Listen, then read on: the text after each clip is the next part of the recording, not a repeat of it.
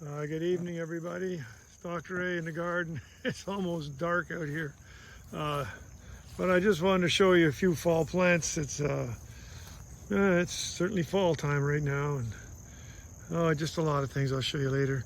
I'm about to leave for a little while, so I wanted just to take this last video with you and show you my most favorite plants for the fall, of course, and that's the anemones.